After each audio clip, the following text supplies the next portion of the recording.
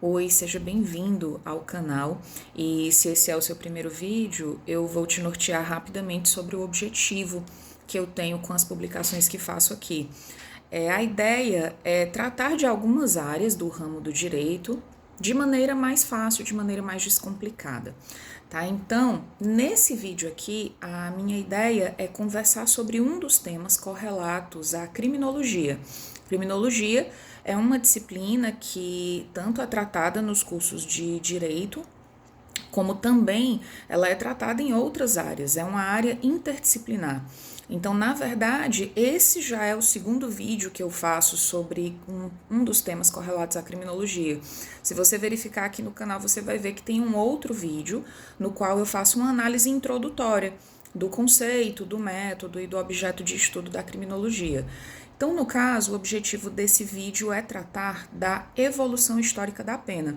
Retomando um ponto que eu falei no vídeo anterior, quando nós analisamos a criminologia sob o prisma jurídico, há uma tendência em compará-la com o direito penal, verificando aí semelhanças e diferenças.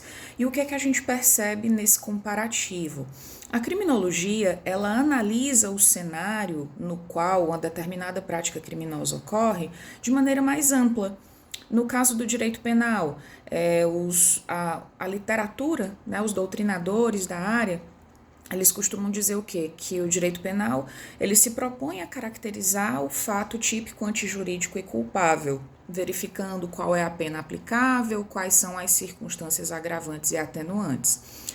Quando nós olhamos para a criminologia não, ela já analisa o cenário sob uma perspectiva mais ampla. Quais foram todos os fatores que, porventura, tiveram alguma contribuição na prática daquele delito. Tá? Então, se no direito penal existe uma análise técnica, uma correlação técnica entre o crime e a pena, na criminologia, uma das áreas nas quais essa ciência se debruça é tratar da evolução histórica da pena. Então, falando aqui para você de forma mais descomplicada, o que é que eu posso te dizer em aspectos gerais sobre a evolução histórica da pena? Inicialmente, as penas elas eram aplicadas com requintes de crueldade, certo? Então, normalmente quando analisamos as primeiras formas de penas que foram aplicadas no decorrer da história, nós verificamos o quê? Que a tendência era que o criminoso viesse a óbito no momento da aplicação da pena. A prisão, na verdade, ela não era um espaço de cumprimento de pena, ela era um espaço no qual aquele criminoso ficava sob custódia até o momento em que ele deveria cumprir, sofrer, por assim dizer, a pena. Então, eram penas aplicadas com requintes de crueldade que, por muitas vezes, na maioria das vezes, culminava com a morte daquele criminoso, certo? Então, a primeira forma de pena que é mencionada nos estudos da criminologia, é chamada de vingança privada. A vingança privada era aquela forma de pena aplicada exclusivamente ou pelo ofendido ou então pela família do ofendido, certo? Diretamente a pessoa que padecia por conta daquele crime que foi cometido era a pessoa que aplicaria a pena contra o criminoso, ou então a família daquela pessoa aplicaria diretamente a pena contra o criminoso. Uma outra forma de aplicação de pena nesse estudo da evolução histórica é a vingança divina, certo? A vingança divina, ela era uma forma de aplicação de pena, embora tivesse o nome divina, mas ela também tinha esse requinte de crueldade, né? Ela também tinha essa característica de pena cruel ou infamante. Era uma pena que também culminava ou na mutilação daquele criminoso ou na morte daquele criminoso, certo? Eram penas muito cruéis. No caso da vingança divina, eu tinha uma forma de pena aplicada na qual o clero ele vinha ali como um mediador na aplicação daquela pena. Então era uma pena que supostamente deveria ser aplicada para aplacar a ira de alguma entidade superior, para aplacar a ira de Deus ou de deuses, a depender da religião que se tratasse, certo? Outra forma de aplicação de pena que existia também, ordalhas, certo, pessoal? Só que as ordalhas, elas também tinham essa pegada religiosa, por assim dizer, mas elas tinham um diferencial em relação à vingança divina. Esse diferencial consistia no seguinte: nas ordalhas, na verdade, não existia uma pena específica já direcionada para aquele criminoso. Na realidade, nas ordalhas, esse criminoso era submetido a uma espécie de prova, certo? Então, como assim uma espécie de prova?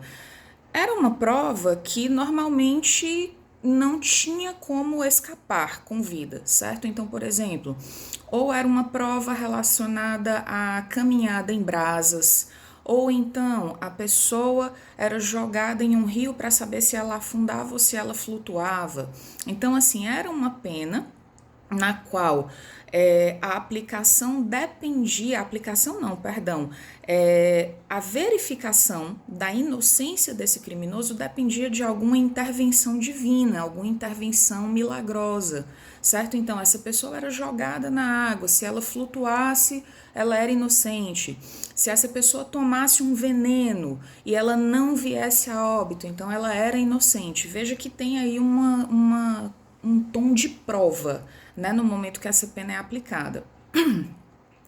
Uma outra forma, também chamada de vingança, né? Eu falei sobre vingança privada, vingança divina, ordalhas.